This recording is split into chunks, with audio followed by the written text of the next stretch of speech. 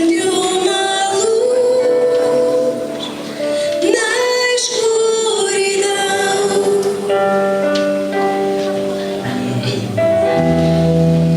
Como pois invocarão aquele em quem não crerão?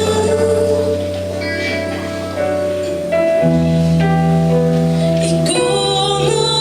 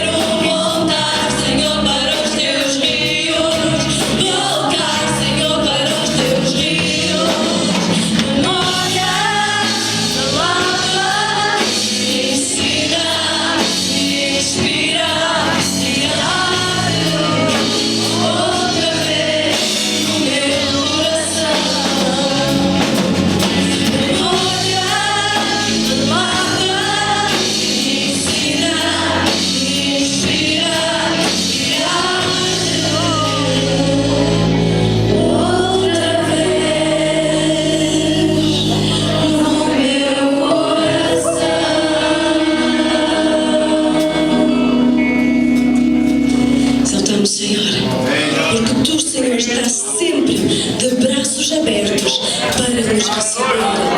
De braços abertos quero Te receber.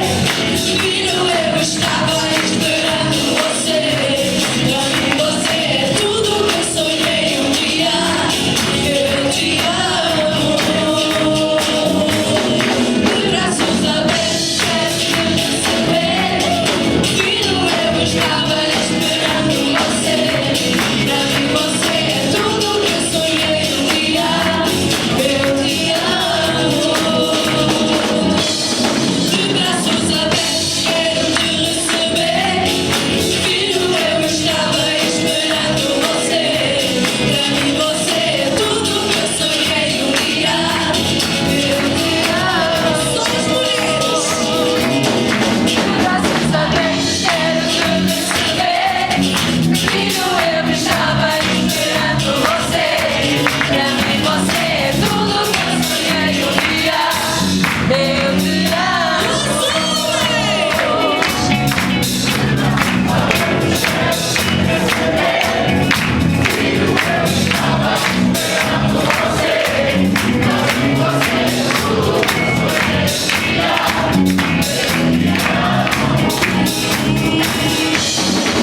Braços abertos quero Te receber. Filho, eu estava esperando Você. Para mim Você é tudo que eu sonhei um dia. Eu Te amo.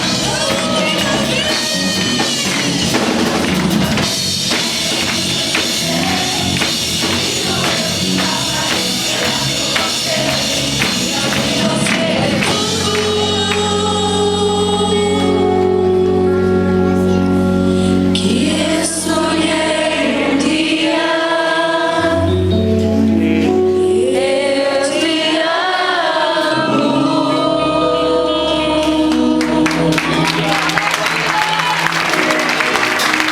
E disse: Eis-me aqui, Senhor, envia-me a mim.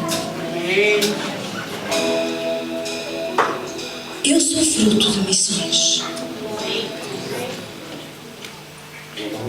Agora chegou a hora de nós tomarmos posse e dizer: Senhor, dá-me a minha nação. O Senhor nos chamou para nós ficarmos sentados em bancos. Eu costumo brincar com os irmãos da igreja e dizer: irmãos, para limpar os bancos já há quem na igreja que limpa. Não é necessário os irmãos virem cá limpar. A nossa missão é lá fora. Dá-me, Senhor, a minha nação. Dá-me, Senhor, a minha terra. Está na hora de nós conquistarmos. Está na hora da igreja sair. Não se meter dentro de quatro paredes, mas sair. Senhor, este é o meu clamor. Dá-me, Senhor. Quero ver a igreja comigo. Todas as nações. Dá-me, ó Senhor. Todas as nações. Te peço, sara, ó Senhor. Todas as nações. Sara, ó Senhor. Esse é o meu clamor. Uma vez mais.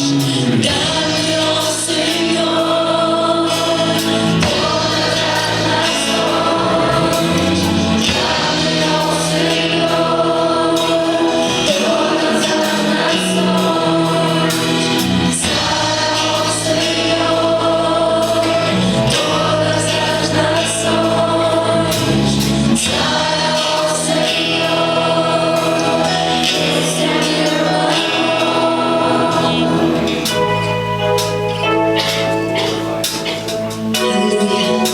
Fecha os teus olhos, levanta as tuas mãos.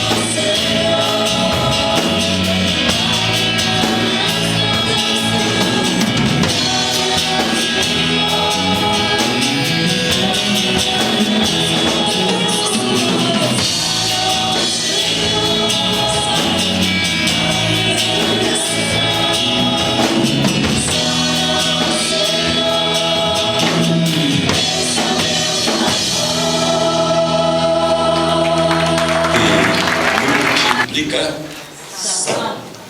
Eu queria sugerir uma alteração desta palavra, se fosse possível, se os gramáticos permitissem, os linguísticos também. Vamos ver o segundo.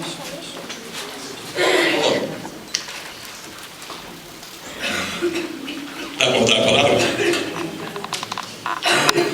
Dá para mudar a letra dessa palavra? Muda alguma coisa? Vamos ler a segunda palavra, como é que fica, Cláudia? Tá bem, aqui é apenas um exercício. Tentar mudar uma letra para colocar a letra X. Por que a letra X? Por que a letra X? Tem alguma coisa com multiplicação? Letra X, tem alguma coisa com multiplicação? Tem, tá bem? Então, mas é o seguinte, tem que ser mais rápido agora, por favor. O tempo passa rapidamente. Seguinte, multiplica, são. Multiplica, chão. Pode ser chão, não porta goleiro. Esse X é feito para destacar o significado desta palavra, multiplicação. Okay? Este é o assunto que vamos focalizar nesta tarde, lembrando uma igreja, mas antes de lembrar esta igreja de Antioquia, nós vamos recordar que este assunto, conforme a constatação que temos na Bíblia, tanto no livro de Atos como cartas do apóstolo Paulo e as demais, a igreja nasceu para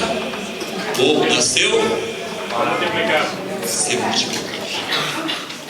Não para somar, menos para dividir,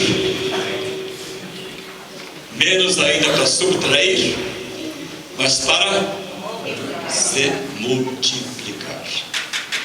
E como podemos confirmar esta palavra? Jesus, capítulo 13 de Mateus, no capítulo das parábolas, capítulo 13 de Mateus, por favor. Antes um desenho. Desenho que eu gostei do pastor Bonani, ele preparou uma classe para um trabalho para a classe de crescimento da igreja, da nossa extensão, nosso núcleo em Madrid, e ele colocou esta figura. Por favor, esta figura. O homem semeando igrejas e o homem vendo a multiplicação de igrejas. Ok? Agora sim, vamos adiante.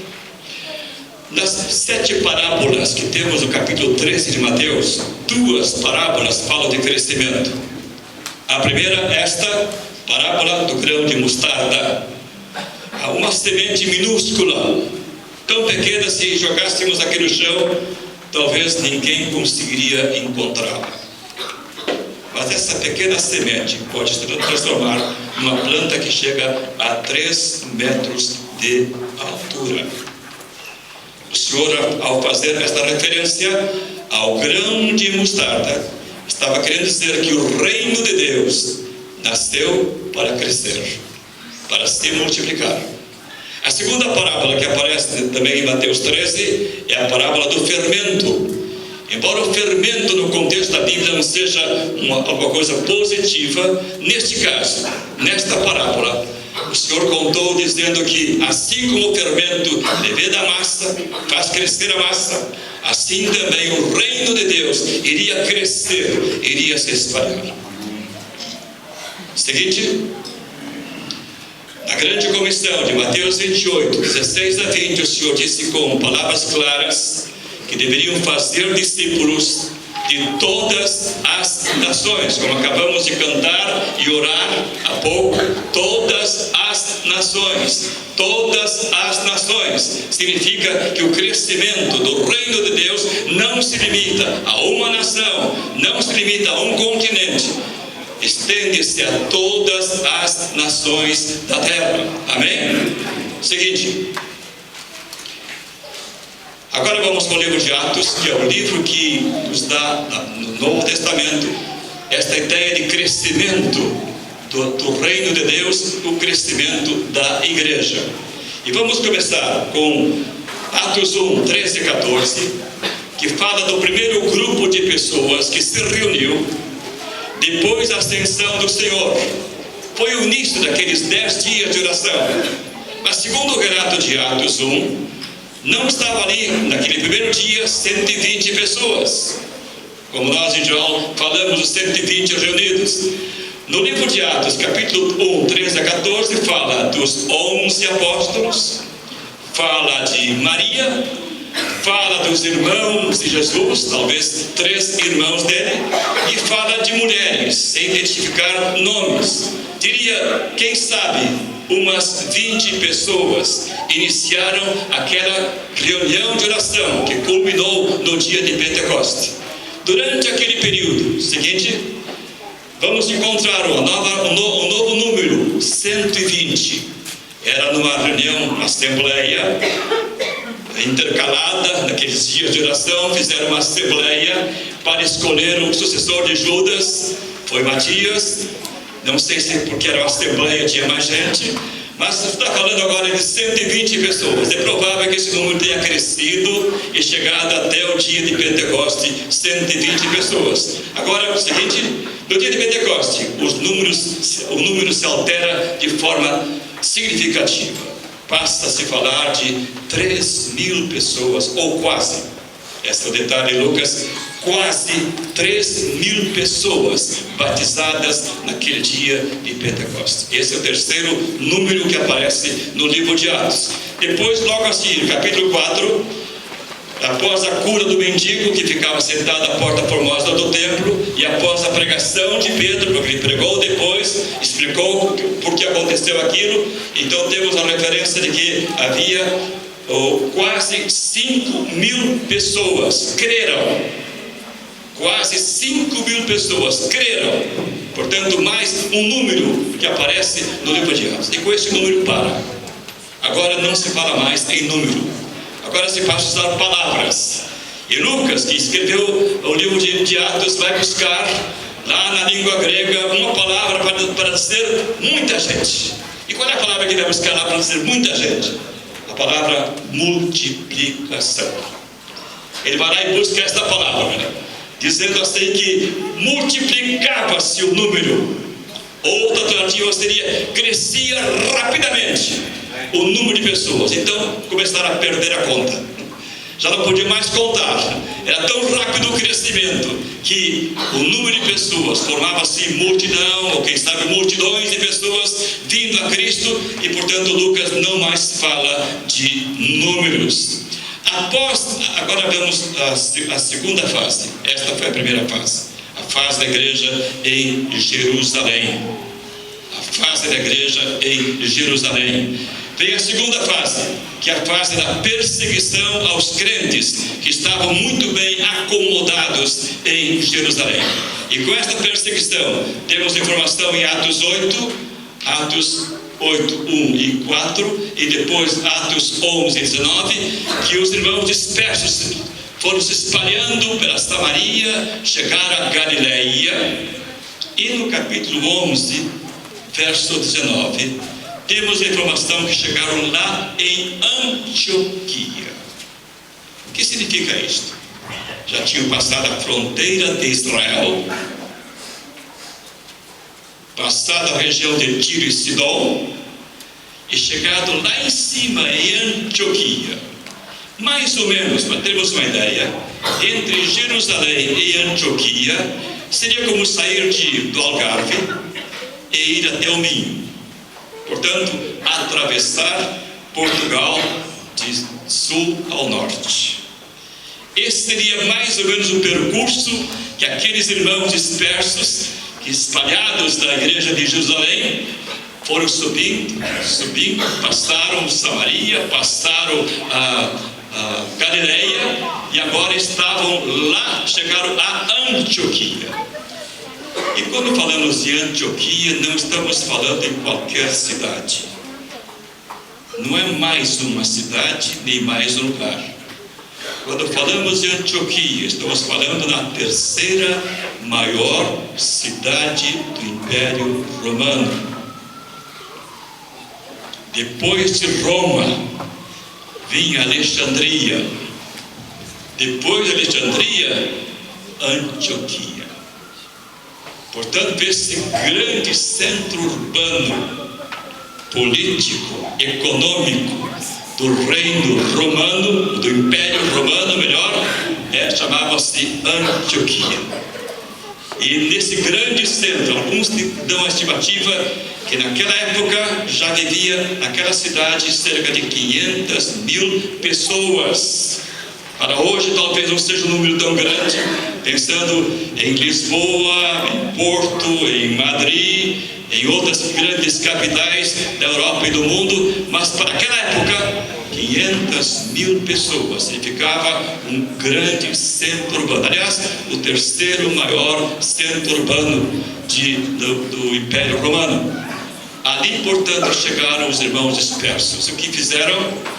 Primeiramente, alguns se preocupavam, vamos falar aos judeus.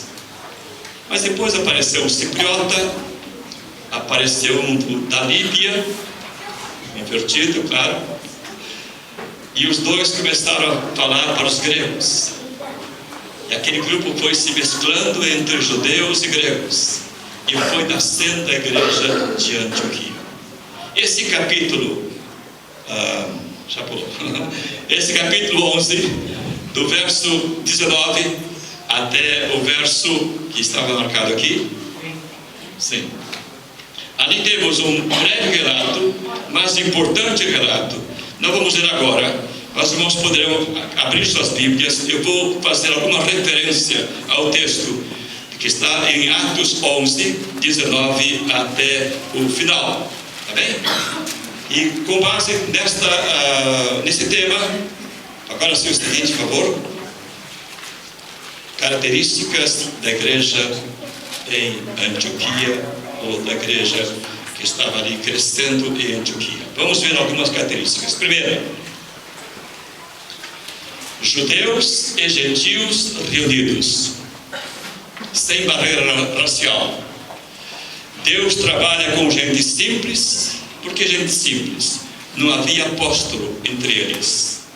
Os apóstolos ficaram em Jerusalém.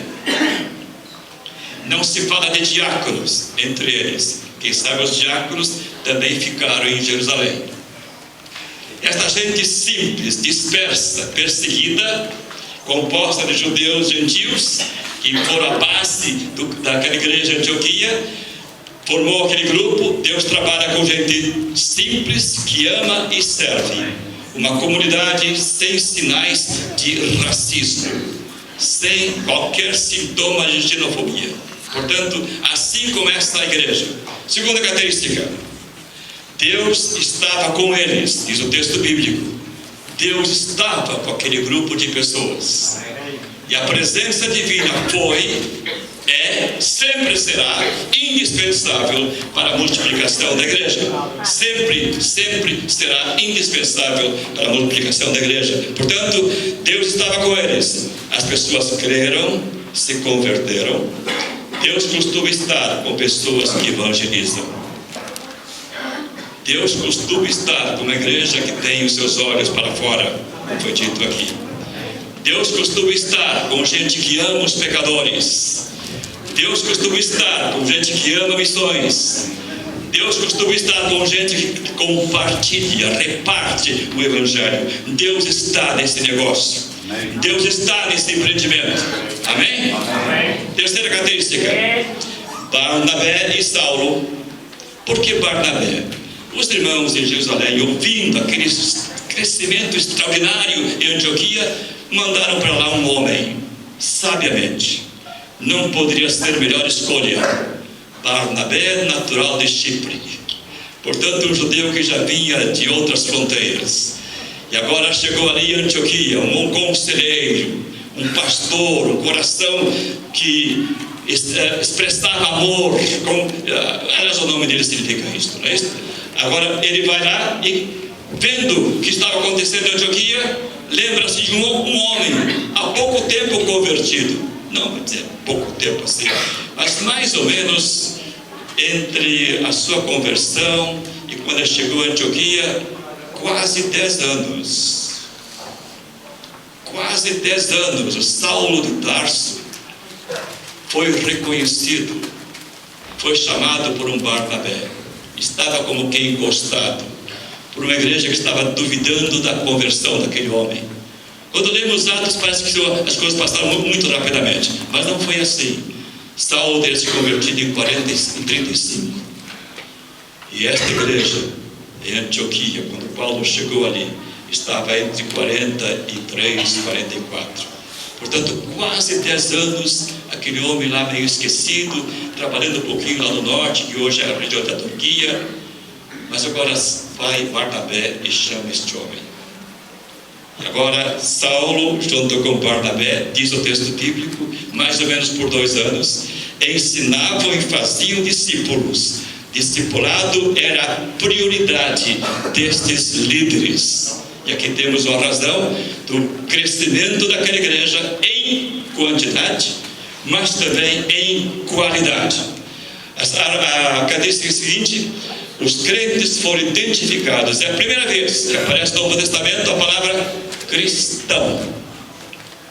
A gente de fora, olhando aquela gente reunida, cultuando ao Senhor, testemunhando de Cristo pelas ruas e vilas e arredores e, enfim, por toda a Antioquia, encontrou uma palavra para aquela gente. Aquela gente deve ter alguma coisa com Cristo. E como Cristo significa ungido, aquela gente deve ser também uma gente ungida. Cristão. E aí nasceu a palavra cristão. Não foi por acaso. Alguma razão havia para aqueles irmãos serem identificados com Cristo e chamados de cristãos. Portanto, penso num testemunho cristocêntrico.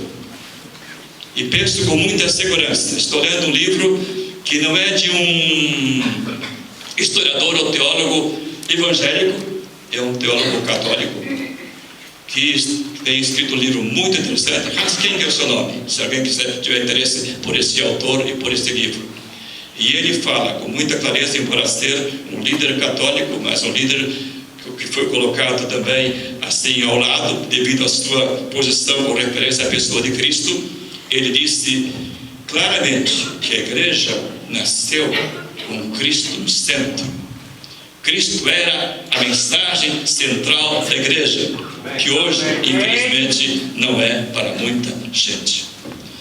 Segunda, quinta característica: ofertava em favor dos irmãos da Judéia.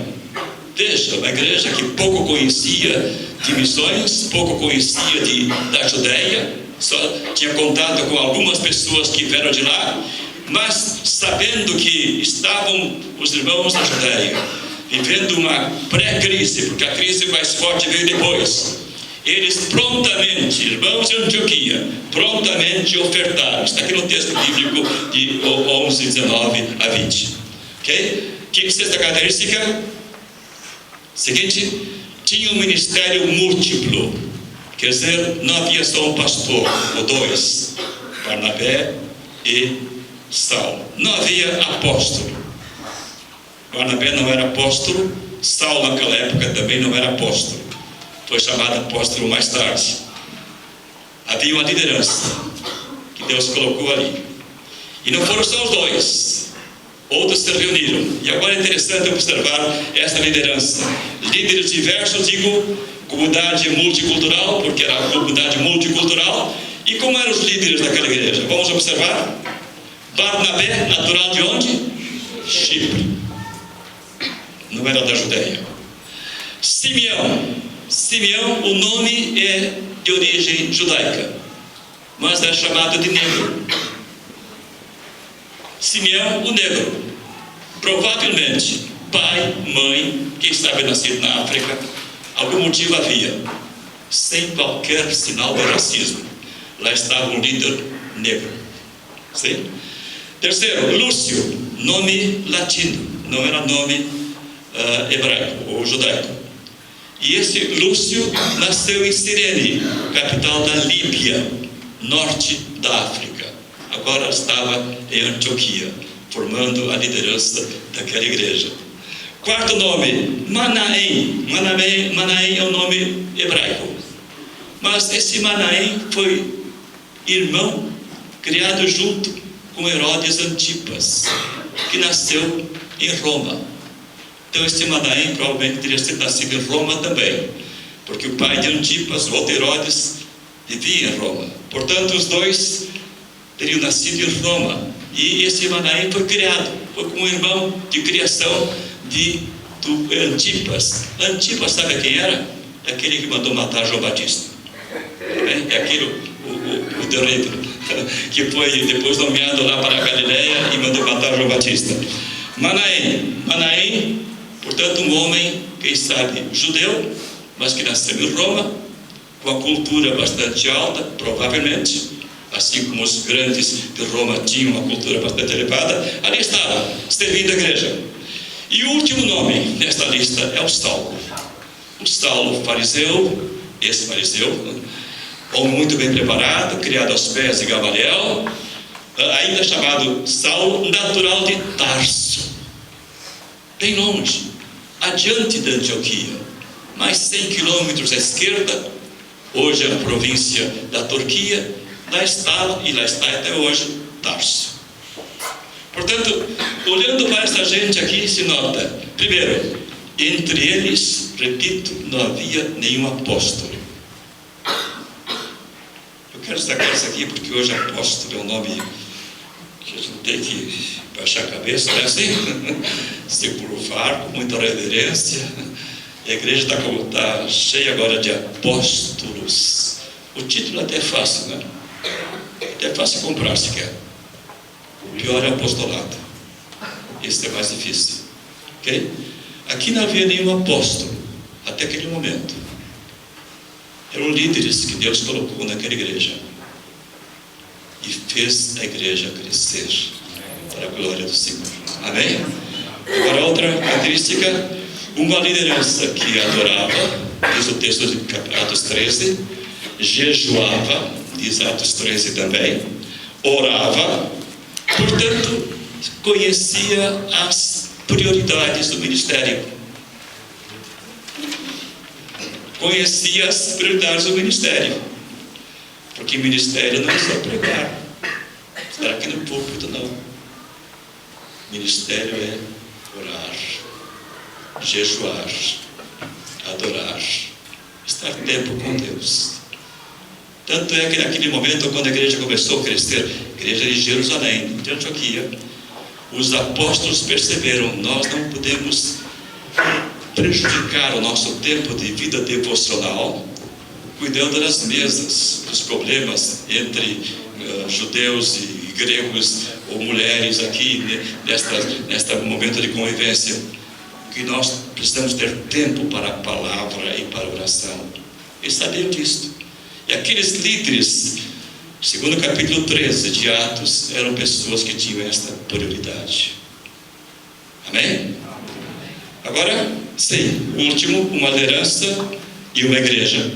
Liderança e uma igreja, na qual o Espírito Santo podia falar, tinha liberdade para falar, e podia chamar pessoas, inclusive líderes, Barnabé e Saulo, para o avanço missionário.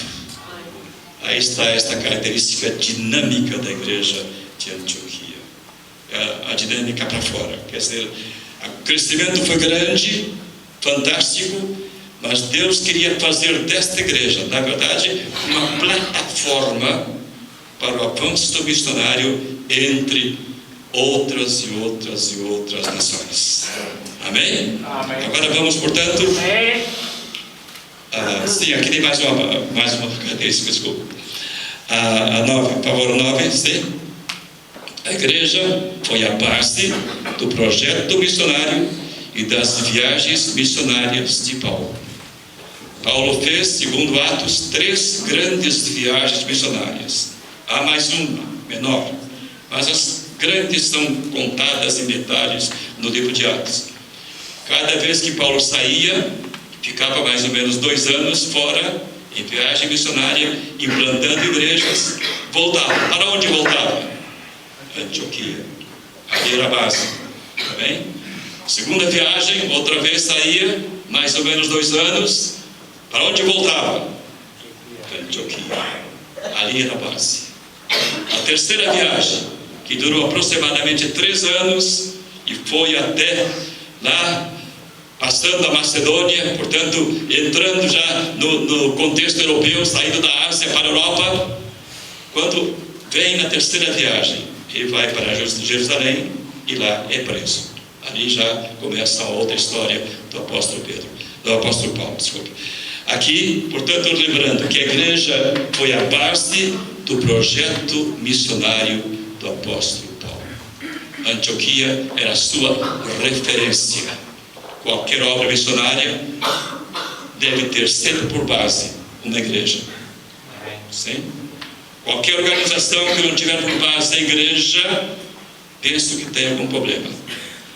Assim como a nossa convenção não é a convenção que faz missões, ela apenas apresenta os projetos. Quem faz missões? As igrejas. A igreja sempre foi, continua sendo a base dos projetos missionários de Deus. Agora sim, vamos adiante. O que nós podemos aprender? Nós temos só 30 minutos aqui, estou correndo bastante. O que temos aqui como lições da igreja em Antioquia para as igrejas em Portugal? O que nós podemos aprender desta querida igreja em Antioquia? Vamos tentar alistar algumas lições em forma de aplicação, em forma prática, querendo dizer, vamos aprender, estamos abertos para aprender, precisamos aprender, sim? E vamos buscar nesta igreja de Antioquia algumas lições. Primeira lição: o crescimento numérico, deve ser, local, não é o mais importante. O crescimento numérico não é o mais importante, embora interessante. O reino de Deus precisa crescer em qualidade e quantidade. A igreja de Antioquia, não sabemos, não temos números, como disse, os números pararam no capítulo 4 de Atos. Não temos números, quantos membros aquela igreja teve. Mas uma coisa sabemos: aquela igreja teve qualidade de gente. Foi muito bem ensinada, discipulada, preparada para a obra missionária. E ali tornou-se a base de um avanço que se multiplicou. Se multiplicou. Não temos ideia quantas, não há esse número, quantas e quantas igrejas foram organizadas através de homens que saíram desta base missionária em Antioquia. Portanto, o crescimento numérico não foi o mais importante. Segundo, o crescimento numérico de uma igreja deve ser seguido de qualidade. Qualidade. Por isso, Portugal precisa não só pensar em mais igrejas, em mais gente, mas gente convertida, gente salva. O Brasil precisa não só de números de crescimento, mas gente convertida, gente salva, que viva o Evangelho. Tá bem? O crescimento pode ser empolgante, mas ele deve incluir qualidade. Por isso é necessário investir em quem é discipulado. Terceiro, missões deve ser uma atividade normal de uma igreja local, espontânea. Cada um de nós deve ter essa ideia de que fomos nascidos para crescer ou nascidos para nos multiplicarmos.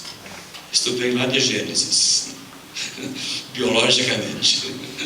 Desde Gênesis, nascidos para se multiplicar, para crescer, tá bem?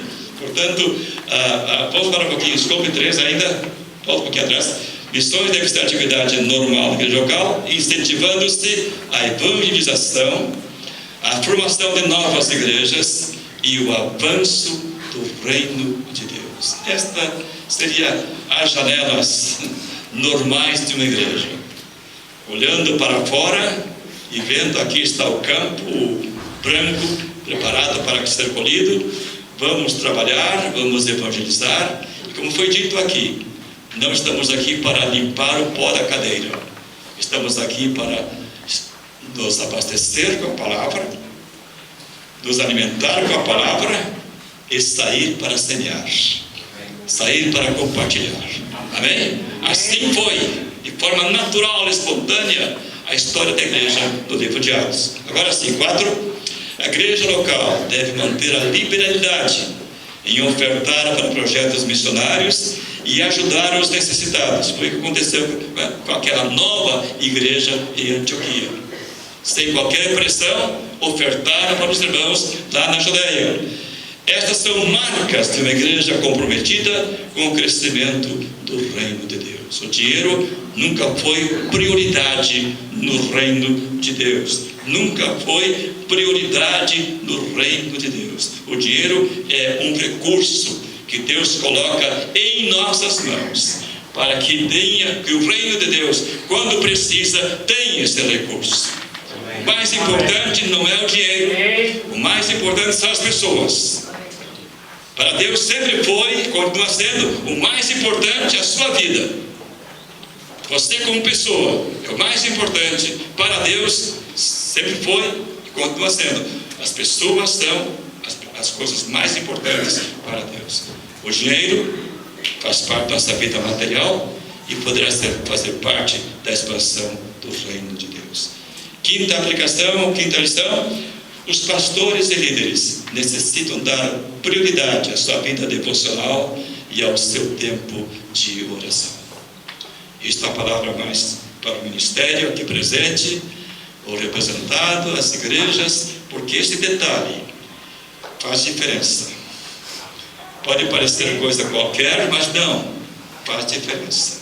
À medida que o ministério valoriza a sua vida devocional, valoriza a oração, é como um combustível que vai alimentando a chama na igreja, através dessas vidas que estão bem nutridas, fortalecidas pela palavra, inspiradas pelo Espírito Santo, para que a igreja cresça numericamente e cresça também em qualidade. Sim? Sexta, nós pastores e líderes necessitamos produzir outros pastores e líderes para o crescimento do reino de Deus. Assim aconteceu com a igreja em Antioquia. Nesse paralelo, diríamos, a igreja de Jerusalém, sem dúvida, teve uma explosão. Dia de Pentecostes foi uma explosão de 123 mil batizados. Mais tarde, 5 mil convertidos. E depois a história não fala mais nada. O que aconteceu? O que aconteceu com os apóstolos de Jerusalém? O que aconteceu com aquela gente discipulada por Jesus? 3 anos com ele no melhor seminário do mundo. O que aconteceu com aquela igreja de Jerusalém? Oh? Alguém falou? Se multiplicou. Não. Não se fala em multiplicação. A única coisa, 2 coisas boas que aconteceram é que no dia de Pentecostes havia muita gente de várias nações do mundo e que voltaram para os seus países com a mensagem do Evangelho. Isso foi muito bom. A segunda coisa foi a dispersão. A dispersão que houve. Mas a história diz que essa igreja se fechou. Como se fosse uma igreja rural, numa vila qualquer. Se fechou. Antioquia não. Antioquia se abriu para o mundo. Seria bom comparar as duas. A igreja de Jerusalém se fecha. Não se fala de filiais, de arredores da Judéia, de Samaria, não se fala. Agora de Antioquia se fala. E ali vem igreja na Galácia, igrejas na Galácia, igreja em Corinto, igreja em Filipos, igreja em Éfeso, igreja em Tessalônica, e assim vai indo, porque o ministério que se multiplicou. Amém? É interessante lembrar isso aqui, meus irmãos, quando falamos desta igreja, porque aqueles 2 homens, especialmente, sem querer falar sem querer desprezar os demais, mas Paulo foi um homem que encarnou Mateus 28. Ele encarnou aquelas palavras de Jesus. fazei discípulos de todas as nações. E o seu ministério, durante as viagens missionárias, o que fazia? Implantava a igreja, e quando saía daquela cidade, lá estavam presbíteros preparados para continuar aquela igreja. Líderes preparados para continuar aquele trabalho. Paulo não criou um império próprio, nem uma missão própria, muito menos Barnabé, nem Antioquia. O que criaram? Igrejas, espalhadas e espalhadas. Não criaram uma denominação, não criaram um ministério, criaram igrejas. Quem sabe grupos. Quem sabe ministérios. Portanto, aí está um exemplo de que, treinando líderes, treinando pastores, nós temos a base para a multiplicação do reino de Deus. Penso que a sétima. O Espírito Santo precisa ter o seu lugar na vida dos líderes, no trabalho das igrejas, em todos os trabalhos das igrejas, e no avanço missionário do reino de Deus.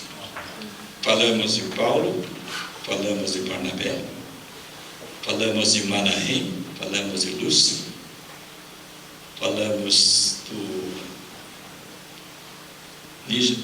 negro. Podíamos até falar de Lucas. Lucas talvez tinha sua base também em Antioquia. Mas não podemos deixar de falar do Espírito Santo. Ele foi, é e continuará sendo o agente multiplicador da igreja.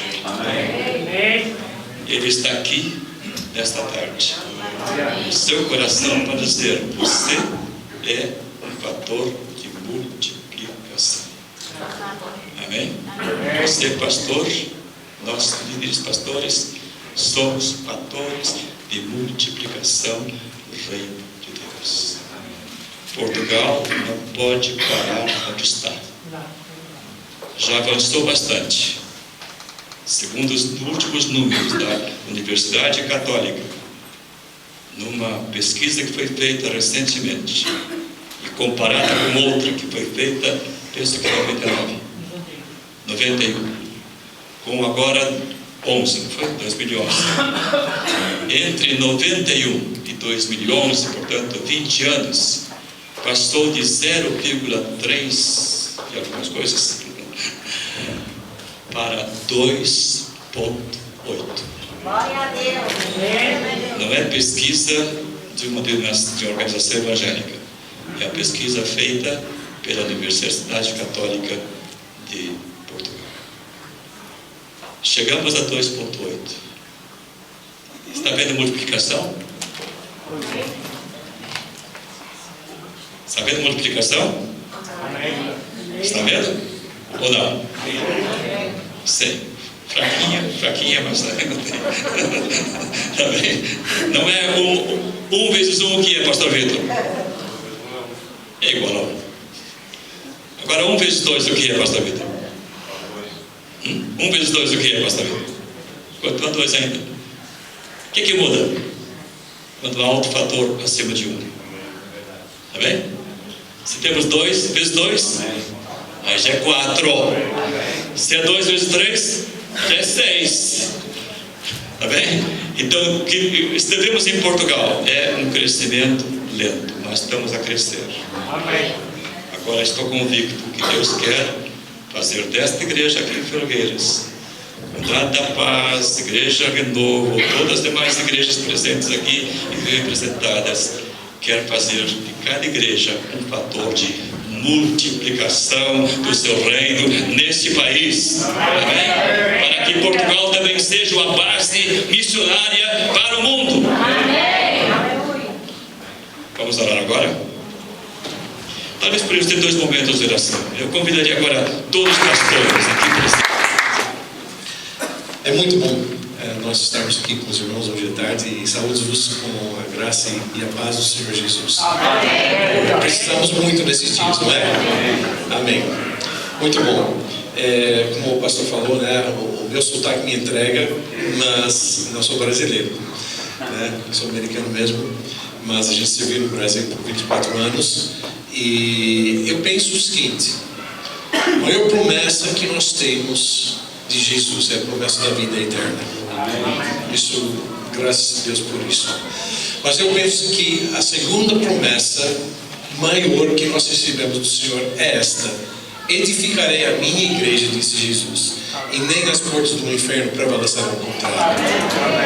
E essa promessa que nos motiva, que nos incentiva, que nos impulsiona para fazer a obra de missões em todo o mundo. Então, e nós cremos piamente assim que a melhor forma de evangelizar, a melhor forma de ver o avanço, o crescimento do reino de Deus através da plantação de igrejas. É ali que se forma o corpo de Cristo num sítio local, começa a formar discípulos e dali também vão para outros sítios para plantar outras igrejas, para alcançar outras vidas através de redes que tem, de família, de contatos, de amigos, e Deus faz a obra. Quero resumir em 10 minutinhos, 30 anos que a gente tem de ministério em plantação de igreja. Alguém falou, né, brincando, que nós somos serial church planters.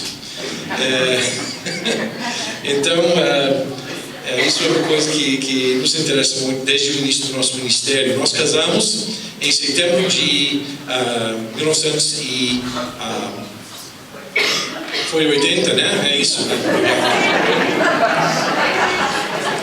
E nós sabíamos na época que a gente estava indo rumo ao Brasil como missionários. Então ficamos em contato com colegas nossos que estavam já no Brasil e perguntamos o que é que nós devemos nos envolver agora nesse período de formação no ministério, porque éramos recém-chegados no ministério na América também. E disseram para nós: se tiver a oportunidade de se envolver na plantação de igrejas, faça. Então, isso foi em setembro que casamos. 2 semanas depois de casarmos, entramos no ministério de uma igreja como pastores auxiliares. E em janeiro seguinte, eu estava num seminário sobre aconselhamento pastoral.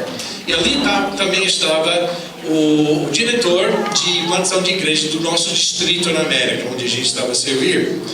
E ele veio para mim e perguntou: olha, Mike, nós estamos pensando em iniciar uma nova igreja perto de onde você mora. Será que tu e Ruth poderiam pensar em ajudar-nos com isso?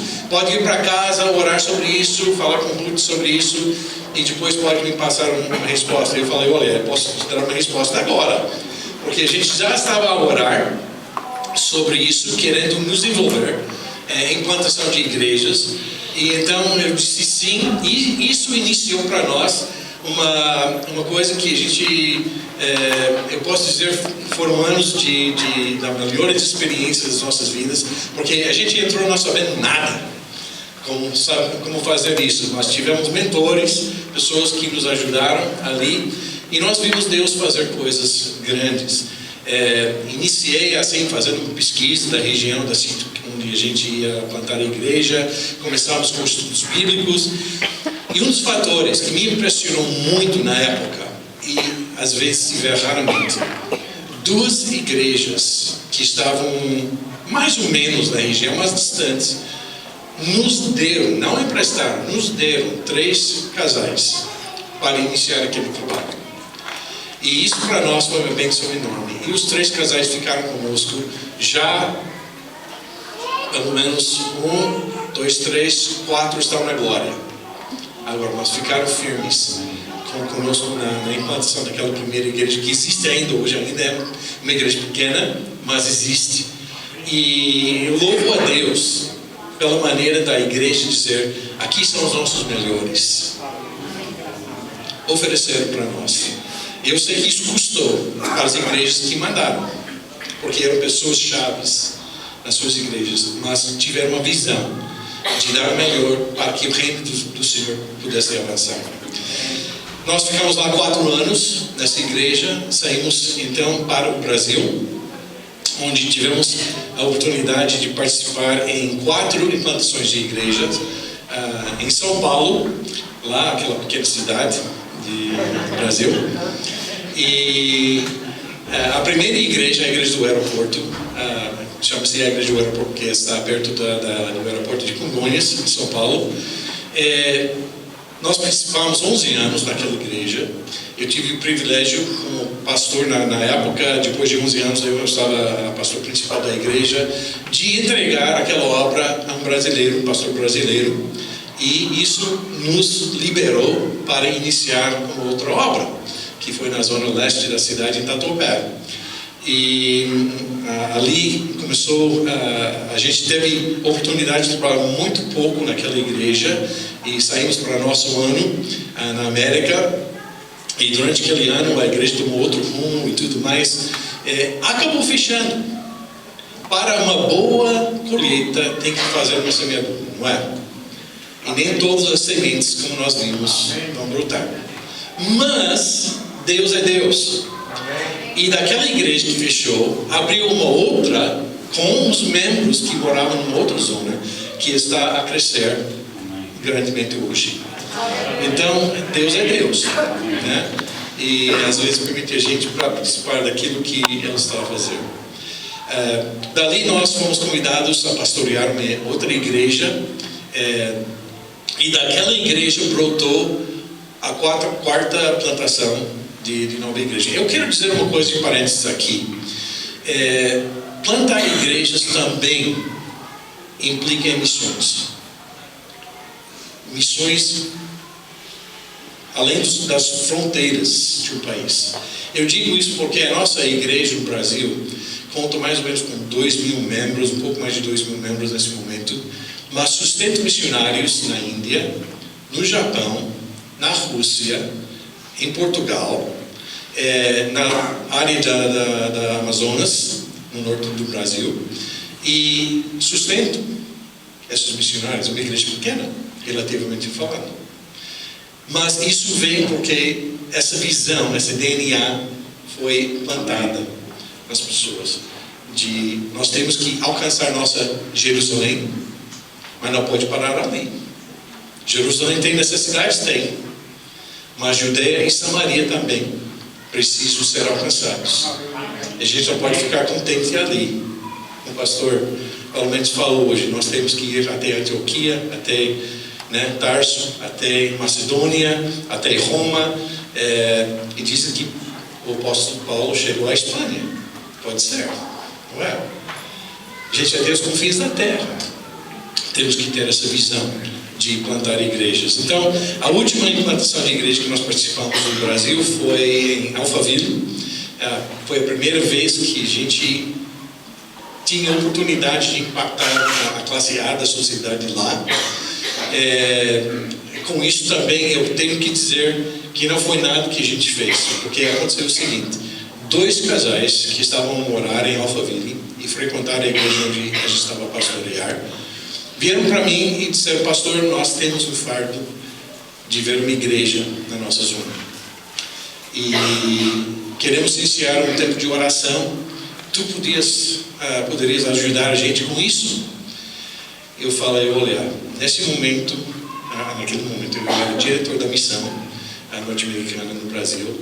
Eu era pastor principal da igreja. Eu também era coordenador do encontro de jovens do país.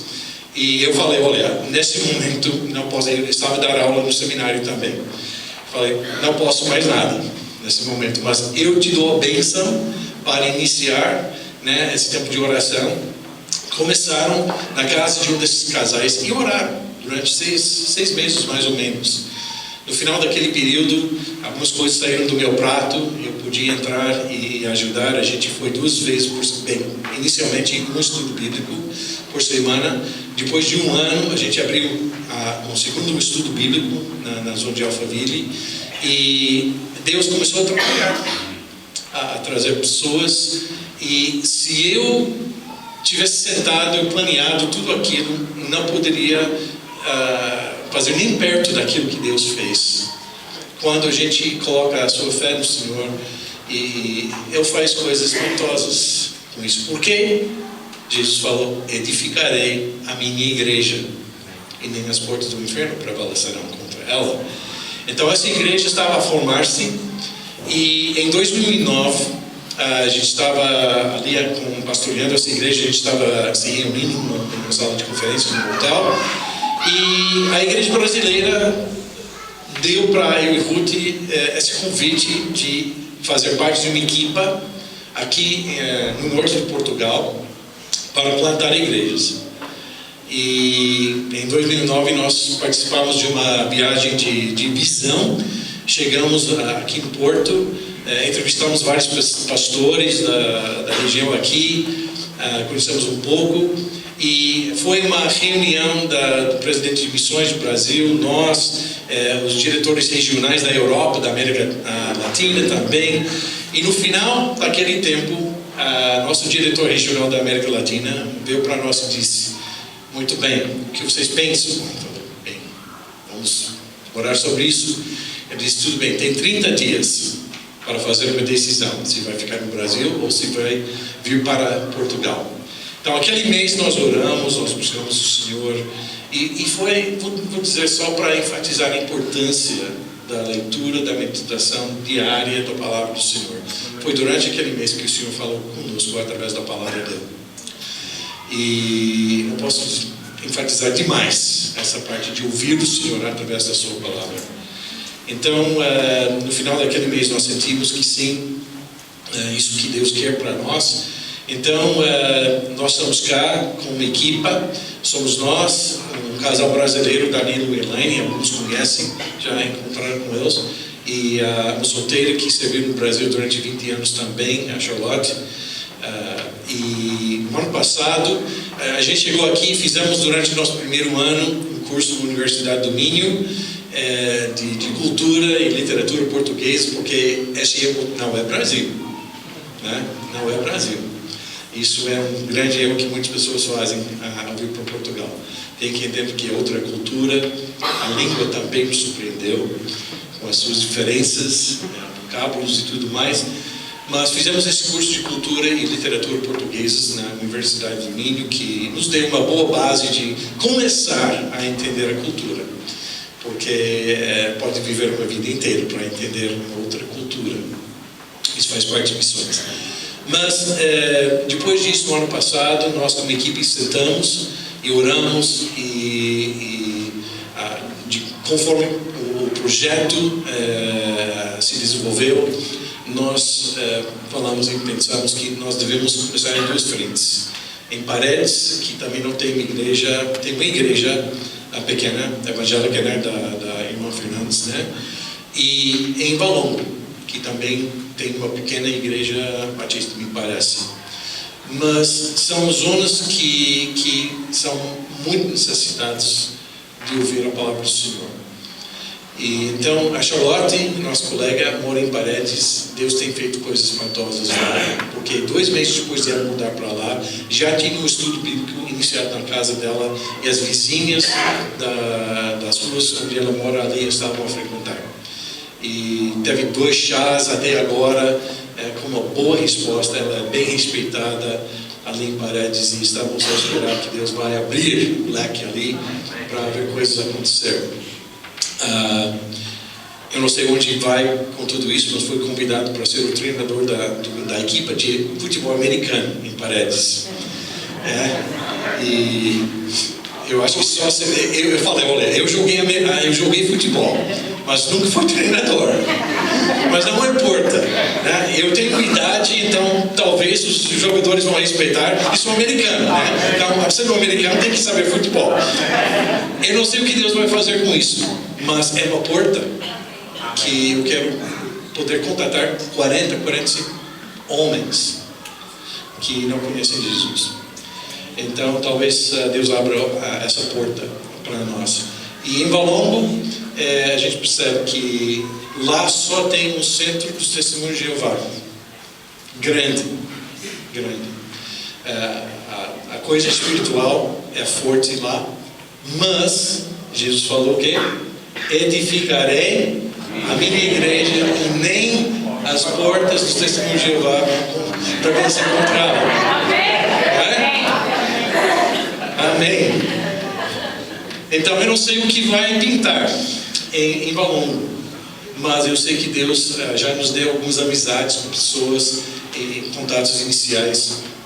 Eu só peço que vocês orem sobre isso. E tem muitas aldeias, gente, muitas aldeias cá no norte que não tem igreja evangélica. Precisam da esperança que Jesus dá. Então que a partir desta conferência e muitas outras que possam ter, que o Senhor levante pessoas no coração com DNA para ver a sua igreja a crescer, o reino do Senhor avançar e tomar posse. Eu mencionei na outra semana que estava na igreja do pastor Moacir, que uma das coisas que me fascina é a história. Estou lendo livros sobre a história de Portugal. A gente, na época áurea deste país, estava a conquistar o mundo. Portugal realmente tinha o mundo na sua mão. Amém, aleluia, amém. Eu quero ver que este país, mais uma vez, talvez não tenha o mundo na sua mão, mas tem o Senhor e a sua palavra na sua mão, para alcançar mais uma vez o mundo inteiro. E vai começar aqui, mas não vai terminar aqui, de forma alguma. Vai até os confins da terra. Que este país pequeno possa mais uma vez ser o rabo que balançou o cachorro, não é? Para usar esse termo. Que Deus abençoe ricamente as suas vidas. Amém.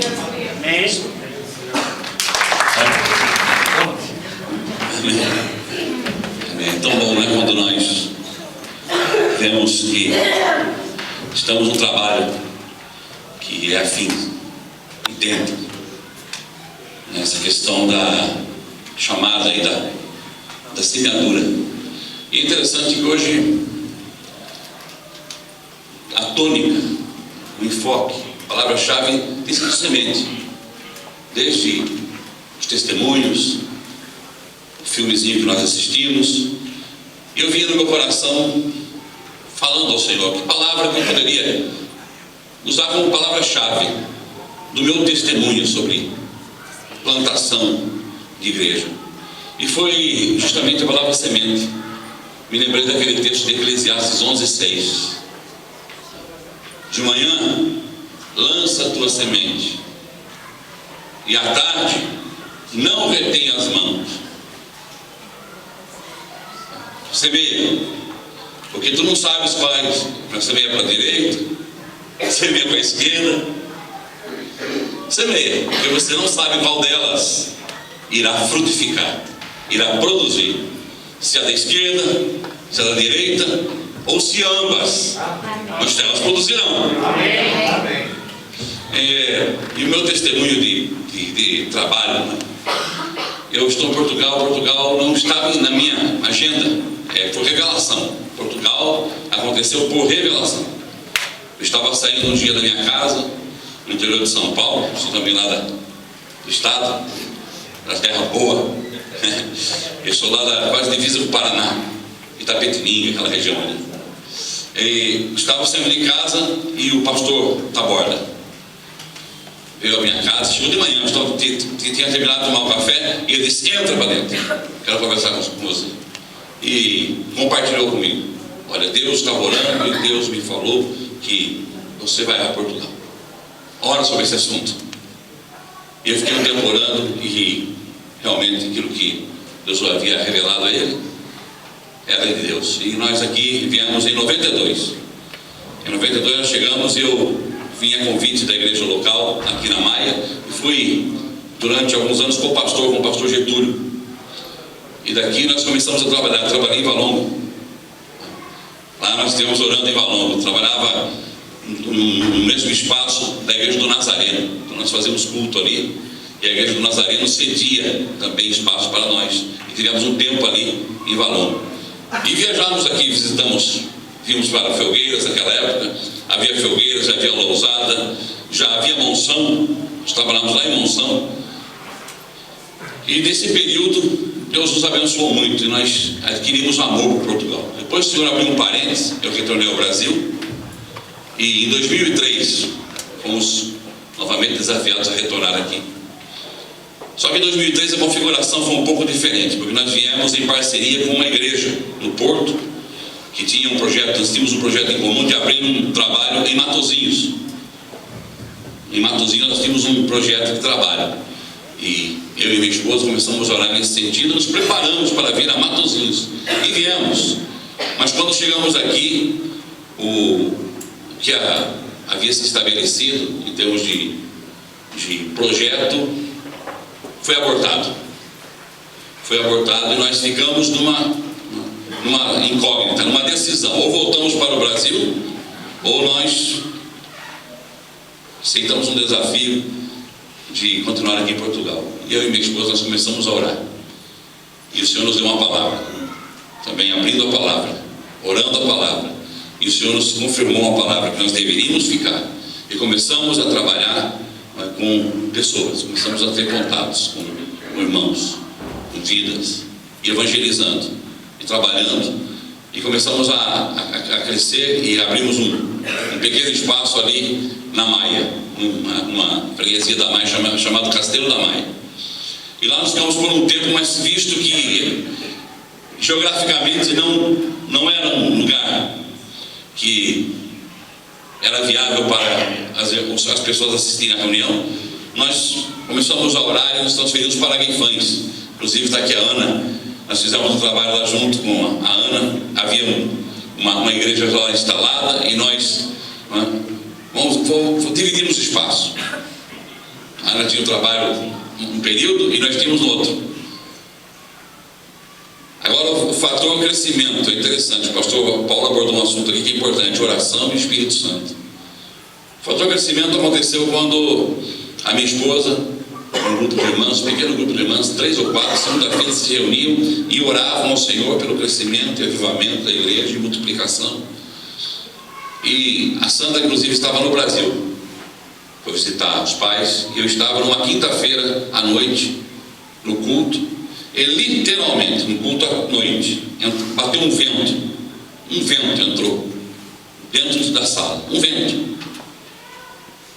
E eu senti aquele vento na minha face e o Espírito Santo falou ao meu coração: hoje eu começo um trabalho de crescimento nessa igreja. Hoje. E passada uma semana, uma quinta-feira, eu vi um grupo de pessoas entrando assim, mas invadindo a sala. E entraram já de joelhos e orando. Eu falei: meu Deus, o que está acontecendo aqui? Aí começaram a ouvir as reuniões, ouvir a palavra. E dali Deus começou a operar. E aquele lugar já não era mais suficiente, porque começou a crescer, a ruazinha era muito estreita, e os carros ficavam estacionados, e os vizinhos começaram a reclamar, e a vizinha já começou a reclamar de muito movimento, e nós tivemos que sair dali e fomos para o Porto. Oramos ao Senhor e o Senhor nos dirigiu ao Porto. E lá nós iniciamos um novo trabalho, e nasceu a Renovo. Nasceu a Renovo, que é a nossa igreja. E Deus tem nos abençoado. E nós temos lá testemunhado do Senhor, temos ministrado a palavra e o Senhor tem nos abençoado. E hoje nós também temos um novo núcleo aqui na cidade da Maia. Deus abriu uma porta na cidade da Maia e nós estamos ali também testemunhando da graça do Senhor.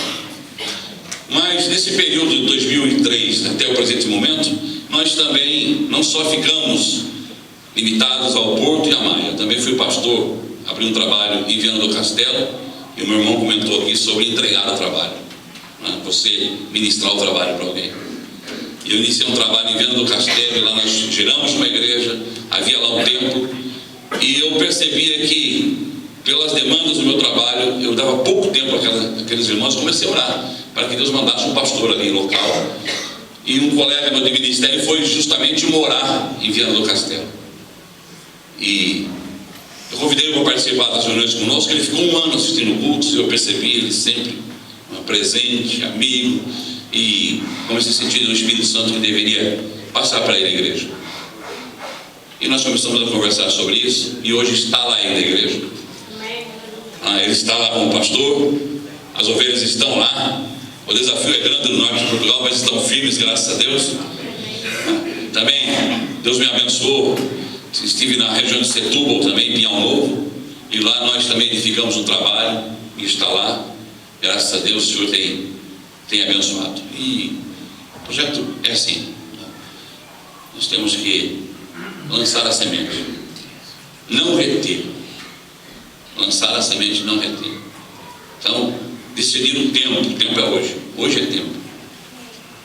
Discernir o tempo, lançar a semente. A oportunidade, discernir hoje é a oportunidade. A multiplicação é hoje. Discernir a gestão, lança a direita, lança a esquerda, não deixe de lançar. Você nunca vai encontrar ociosidade na questão da multiplicação da igreja. O braço nunca pode, a mão nunca pode ser retida, ela tem que lançar para os lados. E o resultado virá. E que seja, que ambos os lados possam crescer, em nome do Senhor. Lança para a esquerda, lança para a direita, não sabes qual vai dar fruto, se é do lado direito, se é do lado esquerdo, mas se ambos darão fruto, o importante é que dará fruto. A obra vai multiplicar. E nós estamos agora orando ao Senhor, mas também nessa área, para encerrar, eu tenho pensado muito na questão de plantação de igreja. Plantação, né, e multiplicação, e é importante, porque eu creio que Deus tem também para Portugal uma chave. E para quem é candidato a abrir igrejas em Portugal, há uma receita muito importante que você tem que ter. Sempre tem um sorriso nos lábios. As pessoas querem ver gente otimista, pessoas alegres, líderes alegres, porque líder para baixo, não, nessa nação derruba mais, enterra mais a semente, mata. Por mais dificuldade que você tenha, adversidade, saiba, peça ao Espírito Santo que você consiga gerir isso consigo mesmo, exploda em qualquer lugar, mas não exploda no púlpito, não exploda as pessoas, porque elas não merecem. Aquelas que estão ouvindo a genuína palavra não merecem. E a genuinidade, ser genuíno. Semente genuína, uma semente que tem DNA, é a palavra que tem sido muito aqui também falada, tem que ser genuína.